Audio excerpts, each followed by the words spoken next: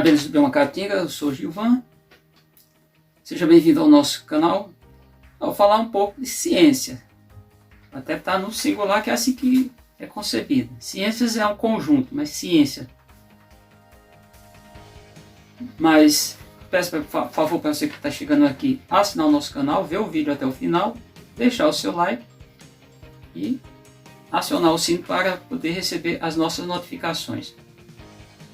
Então, eu recebi ultimamente algumas críticas dizendo que eu sou contra cientista ou ciência. Na verdade, o cientista é quem faz a ciência. Nenhuma coisa nem outra procede. Até porque você já viu que eu falo muito de ciência. Seria até uma negação, até de um ponto de vista estranho, porque eu vivo teoricamente da ciência. Os meus rendimentos provêm da ciência. Ainda que eu não venha estar praticando ciência, que eu diria, não sou cientista. Seria muito bom, mas não tenho essa condição. Minhas atribuições, mas adoro ciência. Então, a ciência, eu vou relatar aqui coisas desde o passado para a gente ver. E aí eu vou relatando de onde tiraram isso, ideias malucas, eu diria. Esse pessoal que está falando aí, comentando, os comentários que eu tenho que retirar. Lamentavelmente eu tenho que retirar até para não influenciar negativamente as outras pessoas que acessam o nosso canal. Para que as pessoas fiquem mais à vontade, são comentários infundados, são comentários que não fazem sentido, porque eu não falo mal da ciência, pelo contrário, eu falo bem. Eu vou pegar logo desde a antiguidade, o Arquimedes de Siracusa. Ele viveu num local que era dependência grega, depois passou a ser da Itália, ser incorporado. Mas o Arquimedes, ele viveu, só para a gente ter uma ideia, um cientista, um dos grandes cientistas da história da humanidade, 287, a vida de Arquimedes, 287 a 212 anos antes de Cristo. Ele foi importante porque ele trabalhou com hidrostática, estática, lei do empuxo. Lei do empuxo foi a história que ele recebeu a incumbência do rei de Siracusa para descobrir se a coroa do rei era de ouro. Ele disse que quando ele encontrou, ele estava tomando banho estava dentro de uma cuba, tipo uma banheira, uma bacia grande. Quando ele entrou, ele viu que a água subia. Aí, a partir daí, ele partiu na rua de Siracusa, gritando eureka, eureka, ou seja, que tinha achado. Achado o quê? A descoberta para provar se a coroa do rei era de ouro ou não. Mas a lei do empuxo é interessante, é uma força que é aplicada e que desloca a água, o deslocamento de água, quando um objeto com uma certa densidade é colocado na água. Claro, se funciona, tem que saber aplicar. Bom, lei da alavanca ou da polia, que é aquele processo que você reduz na metade da força aplicada quando você usa uma rondana, uma polia, alavanca. Olha que isso é antes de Cristo. Ajudou muito na questão da mecânica. Também armas secas e bomba de parafuso. Armas secas, não vou aqui entrar em detalhes porque isso é questão bélica, não é meu foco. Outro foi Pitágoras de Samos, que viveu 570 a 595 anos antes de Cristo. E ele foi um filósofo grego muito importante. Teorema de Pitágoras todo mundo sabe. Contribuiu demais na parte de aritmética, na parte de geometria, trigonometria, na parte de matemática. Então, o filósofo contribuiu demais no estudo da matemática. Inclusive é dele uma frase emblemática, na qual ele disse: educar as crianças para não punir os adultos.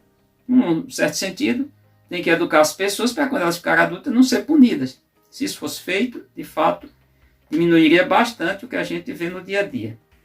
Vou pegar outro, já agora em tempos mais modernos, já do século XVI, o Galileu Galilei. Ele nasceu em Pisa, na Itália, no dia 15 de fevereiro de 1566 e faleceu no dia 8 de janeiro de 1642. Ele foi um físico, astrônomo, mas acho que a maior contribuição dele, claro que tantas outras, questão de produção de luneta, uma série de coisas, a parte de estudo da astronomia, foi ele desvendar, ele é o pai do heliocentrismo. Por quê? Porque havia uma coisa chamada geocentrismo, que é geo, terra, centro de tudo. O que é hélio, sol. Ele foi quem descobriu a questão dos planetas, o sistema solar, que foi ele que desvendou como é que funcionava, que os planetas faziam uma fazia um movimento em torno do Sol, um movimento elipsoidal. Esse movimento elipsoidal que a Terra, por exemplo, todos os demais planetas e outros corpos celestes fazem em torno, sim, do Sol. Ele foi extremamente importante, só que ele teve que negar isso ao Papa da época, que o Papa chamou ele lá e deu uma dura, e até onde se sabe, ele foi o primeiro a receber prisão domiciliar. Ele foi um preso domiciliar, que ele ficou sem a condição de sair. Outro grande foi o inglês Robert Hooke.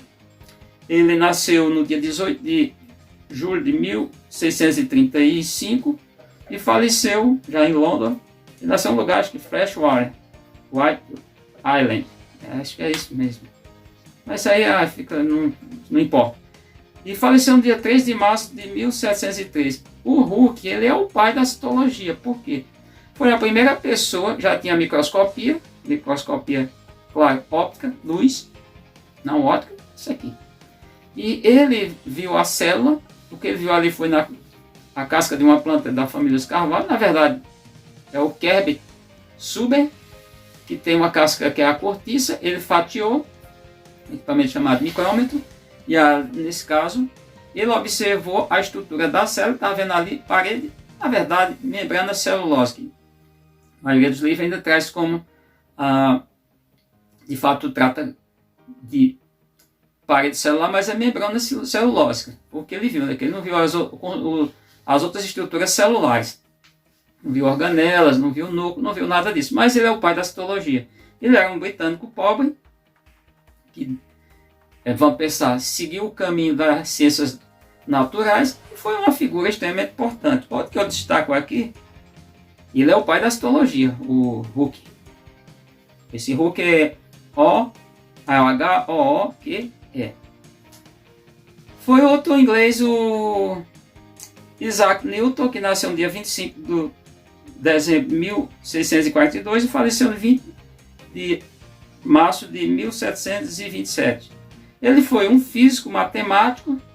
Aos 11 anos já era professor. Aqui eu vou abrir um parênteses. Aí é onde as pessoas às vezes degradam a imagem de pessoas sem pudor. No ano de 2006 eu era professor numa escola em Salgueiro, escola municipal, na escola estadual, e numa reunião o cara nem sequer era formado em física, disse que o Isaac Newton, que o Newton era ultrapassado, que o que ele tinha feito não valia de nada mais para a ciência. Não, ele foi um ícone, ele foi um grande, ele estava anos-luz na frente de todas as pessoas na época que eu descobri. Ele descobriu leis. Quais são essas leis? A lei da inércia, que é a lei fundamental da inércia, o princípio da inércia, a primeira lei. O que é essa lei? Ele chegou a afirmar, conseguiu dizer que se o corpo está aqui como eu estou aqui, se ele não sofrer uma força, qualquer força com resultante diferente de zero, vai se manter aqui. Isso é extremamente importante. Foi que conseguiu provar isso pela primeira vez.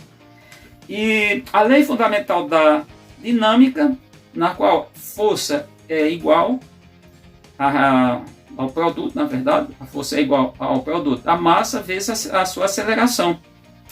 E a lei da ação e reação, que nós vamos voltar mais tarde, e também a força gravitacional, além de tantas outras coisas. Então Newton foi assim uma figuraça, foi um grande. O outro foi o sueco, que eu tenho que falar que aí já entra mais na minha área um pouco. O sueco Kavol Linné, que nasceu em 23 de maio de 1707 e faleceu em 10 de janeiro de 1778. Ele, no ano de 1735, ele escreveu o Systema Naturae. Nesse livro, ele era um naturalista, ele escreveu as bases da taxonomia.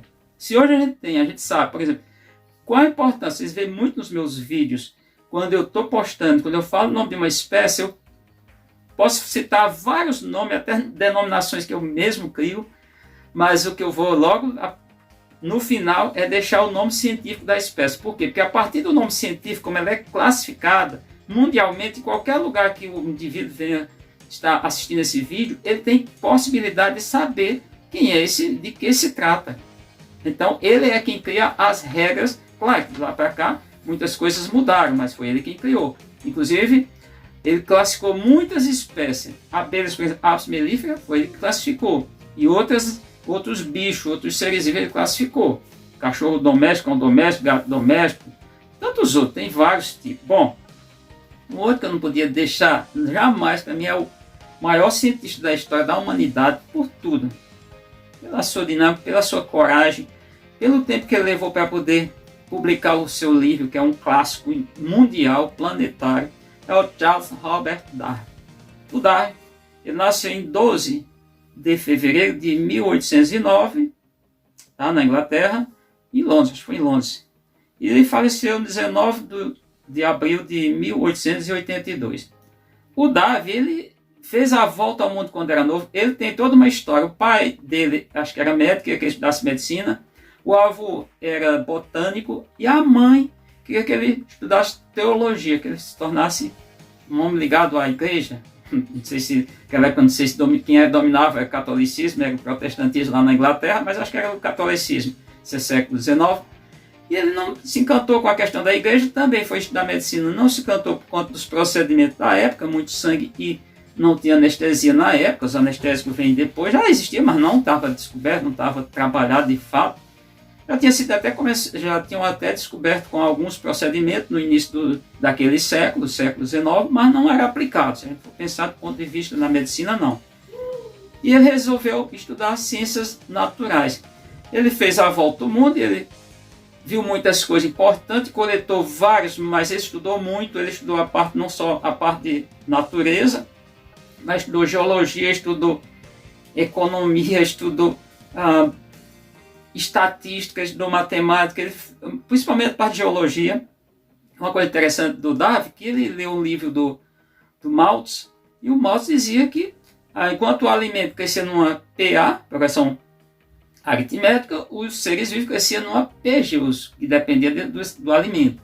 Ou seja, o ser humano, por exemplo, a população humana, enquanto o alimento para os seres humanos crescia numa progressão aritmética, a gente vê que é mais lento, a população humana crescia numa progressão geométrica. E aí ele desconfiou de tudo isso. E aí ele fez uma série de coisas, estudo, e ele publica, depois de 20 anos da retorno dele a Londres, de concluir a volta ao mundo num navio chamado HSS Beagle, ou Beagle, sei lá, depende da tradução.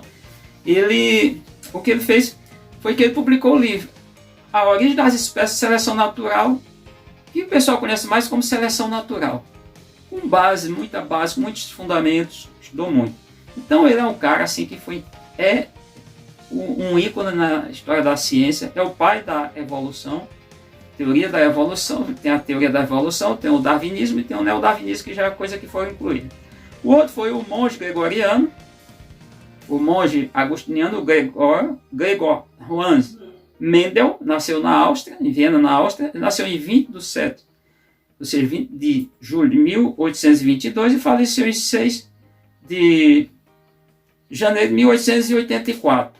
Ele foi o cara assim, outra figuraça. O pessoal, tinha até um professor de biologia, o Marcos, lá no Rio de Janeiro, que ele dizia, olha, o mesmo não tinha mulher, não tinha filho, morava no mosteiro, logo ele não precisava se preocupar com conta de água, de luz, com feira, com outras coisas, então ele não precisava trabalhar para custear a vida dele, já tinha tudo garantido, moradia e alimentação.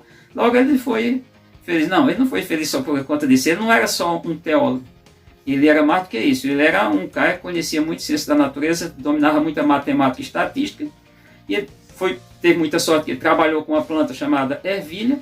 E ele criou duas leis. A lei, que é a lei da segregação dos fatores, no qual ele foi o primeiro dentro da genética a ver o hibridismo, a observar variações de características em seres vivos, trabalhou com umas 7, 8 características da planta, altura da planta, cor de semente, textura de semente, cor de flor, local da flor onde ela estava na planta, era axial, era terminal, uma série de coisas ele trabalhou. O fato é que ele criou essa lei e criou a segunda lei. Isso é lei. Lei em ciência é algo que onde você testar seguindo os mesmos critérios não se altera. Você pegar a ervilha, fazer o que ele fez lá no século XIX, você vai encontrar o mesmo resultado. A segunda lei é a lei da segregação independente dos fatores. Quando ele trabalhou com 4 características ao mesmo tempo. Então esse é o cara, é o pai da genética, ele é extremamente importante. Outro que eu chamaria a atenção aqui também lá da Europa, no caso alemão, o astrônomo, físico, na verdade, mas filósofo também, o Albert Einstein. Einstein nasceu em 14 de março de 1879 e faleceu em 18 de abril de 1955, mas o Einstein foi muito importante, entre elas, criar a teoria da relatividade. E agora nós vamos falar aqui de brasileiros. Pois é, vamos falar de brasileiro para vocês verem como eu gosto de ciência. Eu sou apaixonado, eu respiro ciência. Não sou cientista, mas respiro. Um deles é o Albert Santos Dumont. O Albert Santos Dumont, o mineiro Albert Santos Dumont. Lembra lá eu falei da terceira lei de Newton, lei da ação e reação? Foi com base nessa lei, claro. Não só isso, o cara era muito competente, foi muito competente, era um gênio. A gente pode chamar de gênio, esse foi um gênio também. Ele nasceu em 20 de julho de 1873, lá nas Minas Gerais. E, claro, a vida dele quase toda foi em Paris, na França. E faleceu ele se suicidou em 23 também de julho, agora já de 1932. Mas o Santos Dumont, ele testou muita coisa, ele usou a lei quando ele lia muita coisa, era intelectual. Quando ele viu que o Isaac Newton conseguiu, uma lei, dizer que a toda força, a toda ação, uma reação, ou seja, uma força que as forças são opostas. Tipo, se eu pego aqui essa mão, faço essa força para cá, a outra mão responde com a mesma força, com a mesma intensidade, de maneira oposta. Foi assim que ele conseguiu tal objeto, mas não só assim, mas foi com base nessa lei que ele colocou algo chamado, dito mais pesado do que o ar, ou seja, uma alta densidade, que é um aparelho, um equipamento, uma aeronave, um avião, colocar no ar. Tá? E agora nós vamos para outros brasileiros, que aí é diferente.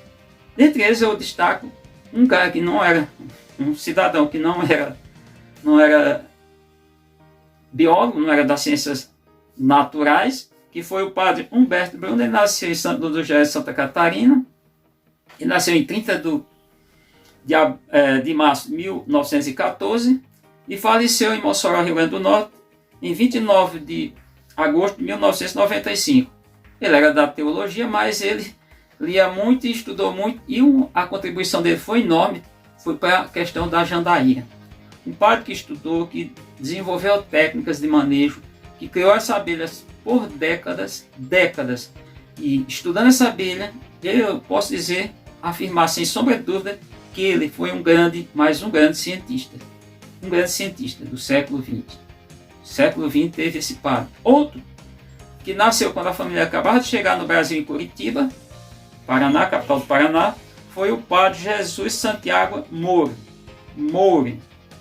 Ele nasceu no dia 2 de novembro de 1912 e faleceu no dia 10 de julho de 2010. Ele foi um professor universitário, orientou muita gente a nível mestrado, doutorado, e foi um taxonomista. Porque vamos entender por que a importância que eu digo desse cidadão brasileiro.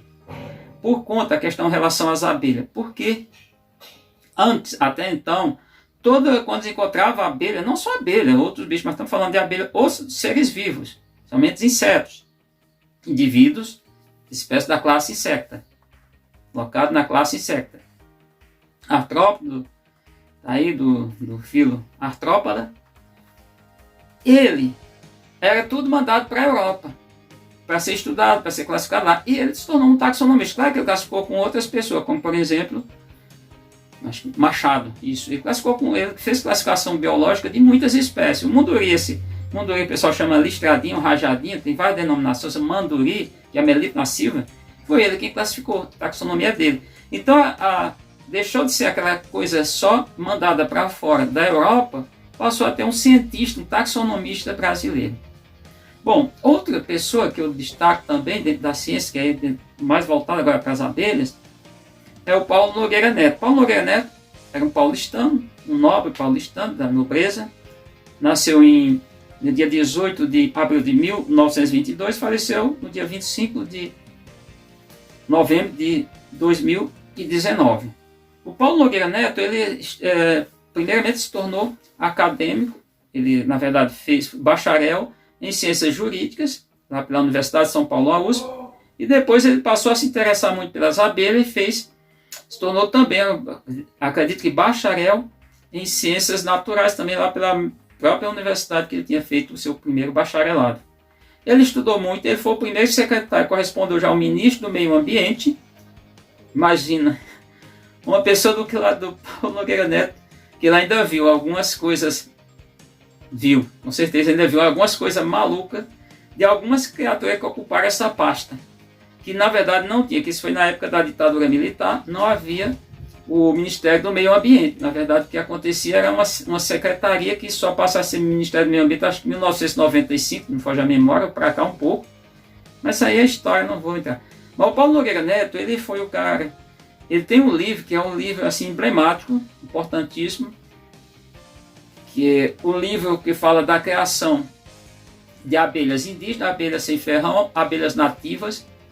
Então é um livro que é tipo dito a Bíblia. Ele é quem cria os conceitos de meliponário, meliponicultura e meliponíneos, que trata das abelhas neotropicais.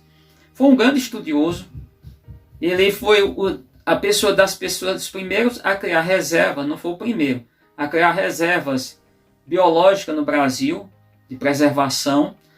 Então, inclusive, ele queria comprar uma parte na Serra do Araípe, só que o cara queria dar um troco, ou seja, dar um cano nele, queria vender uma área secundária. Ele queria mata a ambiente nativo, eu acho pouco provável encontro particular ainda, a não ser porque aí não é particular, aí é público, que é a Floresta Nacional do Araripe, a Flona Apodi.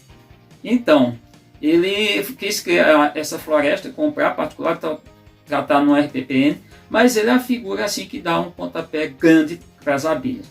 E outro, eu não poderia fechar esse vídeo para não deixar de falar do Valviker Estevam Kerr. Ele nasceu no dia 9 de setembro de 1922 também, nasceu Paulo Nogueira Neto, e faleceu no dia 15 também de setembro, mas agora de 2018.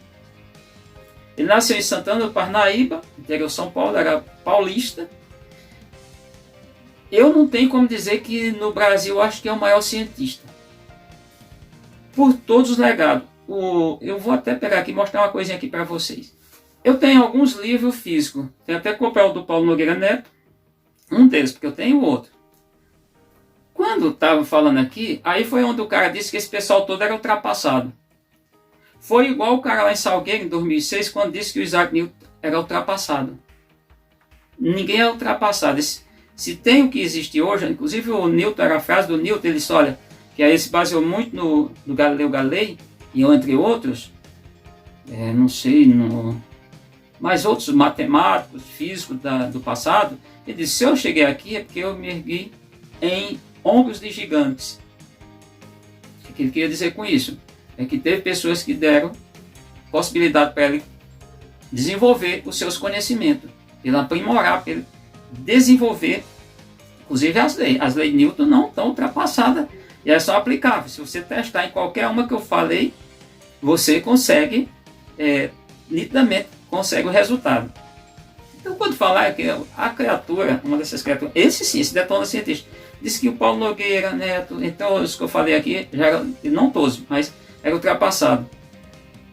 E aí, quando eu fui ver esse livro, só para vocês terem uma ideia, só para vocês terem uma noção, isso é uma revisão bibliográfica, eu diria, de 20 anos. Aqui, ó, ele tem mais ou menos umas 20 e tantas páginas só de revisão bibliográfica.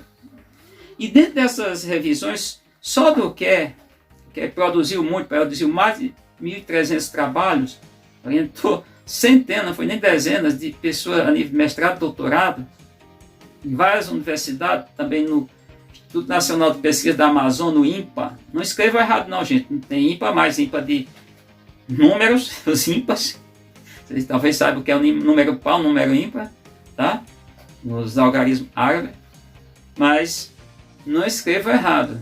Ímpar é I de inteligência, N de navio, P de preparado e A de água.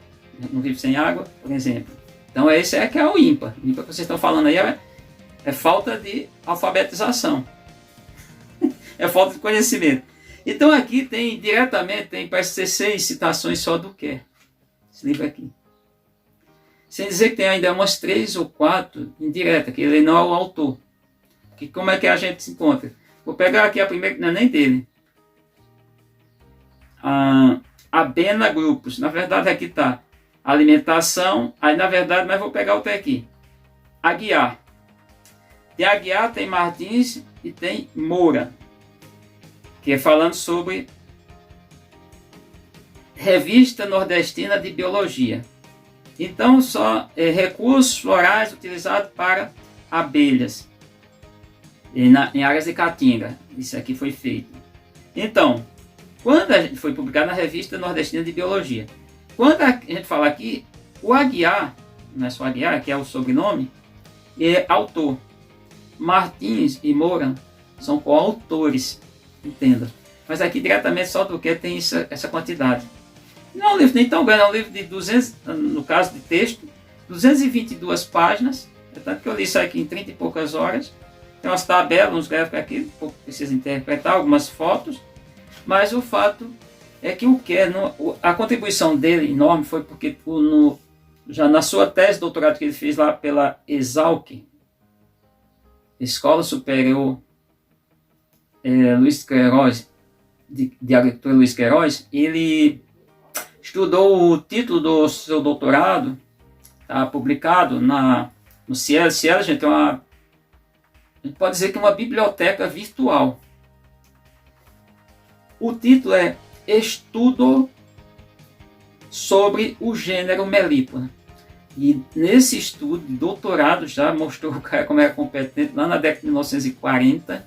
Ele era agrônomo de formação, geneticista, se tornou geneticista, e ele descobriu uma relação muito interessante. Em abelhas do gênero Melípona média grande, 1/4 da postura feita pelas rainhas já nasce princesa, independentemente de alimentação, qualquer coisa. Até porque na verdade, nas abelhas neotropicais não é o fator alimentação que vai definir que a larva se torne uma princesa, para depois, quando copulada, virar rainha.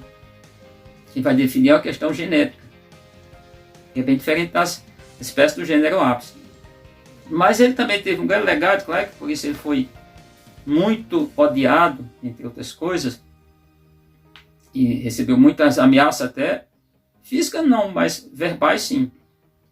Poderia ter ocorrido, ora sim, ora não, na verdade em violência maior, mas porque ele fez um processo que ninguém conseguiu até hoje.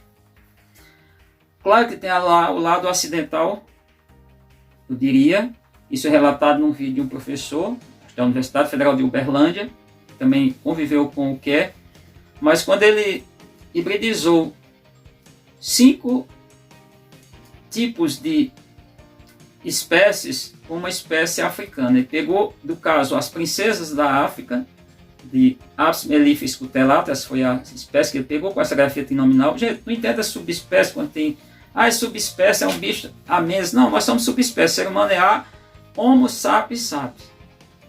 Tá? Se quiser a tradução, eu vou deixar para outro momento. Você vai questionar muitas vezes para me poder dizer de onde vem essa grafia trinominal. Mas o fato é que ele pegou as espécies europeias, que era pouco produtora, essa é verdade, de clima temperado, susceptível a doenças na época, não era migratório, tornou um bicho migratório. Claro que ele não queria fazer isso, ele estava controlando. Ele pegou lá as princesas na África, dessa espécie, trouxe para o Brasil, para Rio Claro, estado interior do estado de São Paulo, fazia um estudo, e nesse caso ele estava lá preparando. Ele sabia, tinha por certeza, não vamos pensar que aqui ele tem, vamos chamar de caixa, gaiola, como se fosse uma gaiola. Aqui ele tem outra. Em cada uma dessas, ele sabia quem era que estava ali. Ele tinha certeza absoluta que ali era um híbrido, que era formado pela espécie africana, como por exemplo, Apis mellifera e iberiensis. Na outra, na B, vamos pensar que ele tivesse as caixas que usou como critério, anotar nas caixas, está lá uma plaquinha, pelas letras do alfabeto. Na caixa B ele tinha lá a Apis mellifera scutellata com Apis mellifera mellifera. Na outra caixa tinha Apis mellifera scutellata cruzada com Apis mellifera caucásica. Outra Apis mellifera scutellata com Apis mellifera linguística. E assim sucessivamente. O relato que eu acho que está muito prudente, que o professor falou, acredito muito nisso. O cara chegou lá, disse, ficou com pena e abriu. Ela tinha uma limitação, só tinha acesso, saída e entrada só operárias, não, que é só a menor casta nessas espécies de abelhas. Ele tirou e aí ganhou o mundo, todo mundo. Ganhou o mundo, que já era um bicho que se tornou, já desde essa formação, desse momento que ele cruzou, já se tornou, mudou a biologia do animal, porque misturou espécies, e aí ganhou o mundo. Tanto que aí um políhedro, porque o políhedro, porque trata de 6 subespécies, digo, 6 subespécies, todas elas grafia trinominal. Isso tem documentos, vocês podem pegar e tudo. Agora, o relato que eu não encontro, como foi que ele fez, se ele deixou alguma coisa anotada, se tem, alguém publicou, eu não encontro. Peço até aqui, por gentileza, quem tiver que me mande, porque é muito importante. Meu contato está na descrição do vídeo. Mas o fato é que isso revolucionou a apicultura nos trópicos. Revolucionou a apicultura na América. Porque sequer esses bichos são daqui. Esses bichos já começaram a ser introduzidos na América lá em 1502, lá na América Central. Esses insetos, essas abelhas lá no caso, até então, até do Toquei na África, era só espécies europeias. Tanto que ela recebe muito denominação de europeia, europeizada, italiana, zoropa, oropa. São denominações populares, gente. Denominações populares. Então, e sempre produziram pouco. E sempre suscetível a muita doença. Apareceu outro dia uma criatura aí dizendo que é a Apis mellifera, uma espécie lá europeia, uma italiana, ela produz 100, ele consegue tirar 100 kg de mel por ano, porque até então assim é muito negócio assim muito fantástico. Eu disse que se ele conseguisse mostrar isso para a ciência, para todo mundo, se revolucionaria a apicultura. Por quê? Porque até então a produção de mel, que era muito controlada, era tipo fundo de quintal, vamos dizer, a apicultura na América, em todo o continente basicamente, até meados do século passado, século XX, a produção aqui no Brasil era de 2.000 toneladas e hoje a produção gira em torno de 50.000 toneladas, no mínimo aí 46.000 toneladas anual de mel dessas abelhas. Esse polihíbrido, tá? 6 subespécies. É um bicho complicado, mas o mundo inteiro aplaude o Kerr. O Kerr foi o primeiro cientista brasileiro a ser reconhecido pela Academia Norte-Americana de Ciências. O primeiro a ser reconhecido num país como os Estados Unidos, que é tão fechado que eu estou falando, né? Fechado não, eles são tão nacionalistas, de defender só os cientistas de lá e reconhecer. Eles pouco reconhecem cientistas de qualquer lugar do mundo, até os irmãos deles, quer dizer, os britânicos, eles são poucos, diria que tem uma resistência. Então é isso, gente. Eu não tenho nada contra ciência. Agora, pseudocientista, aqueles que aparecem almofadinha, engomadinho, penteadinhos, lambidinhos, falando de abelha com bundinha levantada, falando que já está aí, tem nos 20 e poucos estados, que são 11 estados, são 9 estados da região Nordeste, no 17, vamos dizer assim, dos demais estados da federação. Tem Jataí, que não tem. Jataí, se falar da tetraglônica, angústia não tem em todos os estados brasileiros. E que não tem no Nordeste, que em todo o Nordeste, toda a região Nordeste tem Uruçu nordestino. Dessas figuras aí ele está indo para o sul, eu vou para o norte, que eu gosto de calor. Porque eu não bato palma, não faço nenhum tipo de aplauso, não dou nenhum aplauso para eles, porque na verdade é cientistazinho, pseudocientista de gabinete, de cartilha, que não sabe nada. Ou sabe pouco, porque falar uma besteira dessa, não foi só essas não, tantas outras, tá? Então, por uma questão de direitos autorais, não vou citar cientistas atuais, mas eu tenho muitos cientistas que eu troco informações, apesar de não ser cientista. E eu aplaudo eles, eu defendo a ciência, agora eu não defendo pseudociência. Ou seja, quem está difundindo pseudociência para mim não vale nada. Tá bom? Então é um vídeo longo, mas é um vídeo que eu queria falar e relatar isso, porque isso é importante. Vocês entenderem que a ciência ela é importantíssima para o crescimento da humanidade. As descobertas, que venha mais descobertas, que o mundo tenha mais cientistas. E nós precisamos. Que pessoas mais tenham capacidade e pessoas tenham interesse em estudar e descobrir e aprimorar o que já existe. E tudo que eu falei aí, nada ficou desatualizado. Tudo que está aí é tão atual quanto, até mais do que na época. Na época foi com uma proposta, nossos dias de hoje, tem outras propostas que foram aprimoradas graças a essas descobertas lá do passado. Ficamos por aqui.